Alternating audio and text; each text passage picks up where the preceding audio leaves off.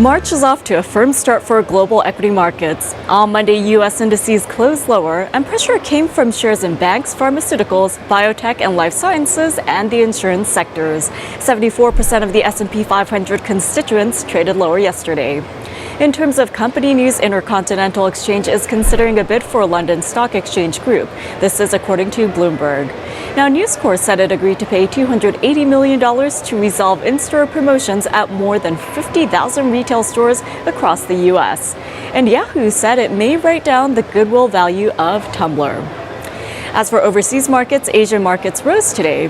The Nikkei was up nearly 0.4%, the Hang Seng was up by 1.5%, but South Korea's Kospi was off by nearly minus 0.2%.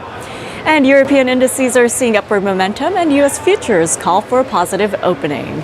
As for earnings in today's session, we will be getting a report out from Dollar Tree, and fourth quarter EPS is seen at coming in at $1.07 versus $1.16 a year ago. As for Medtronic's, third quarter EPS is seen as $1.06 versus 96 cents a year ago. As for AutoZone, second quarter EPS is seen at coming in at $7.28 versus $6.40 a year ago.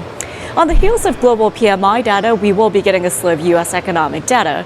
At 9:45 a.m. Eastern Time, the February market U.S. manufacturing PMI is expected to come in at 51.2.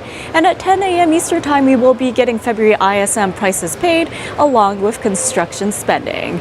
U.S. February total vehicle sales are also expected today, with a reading of 17.65 million expected. And regarding the trend on the major indices for the S&P 500, on an intraday basis, support hovers around 1922. Trading Central analysts prefer long positions above that 1922 level, with targets at 1956 and 1969 in extension. As for the Nasdaq, on an intraday basis, support comes in at 4170. And for the Dow Jones Industrial Average on an intraday basis, support comes in at 16,425.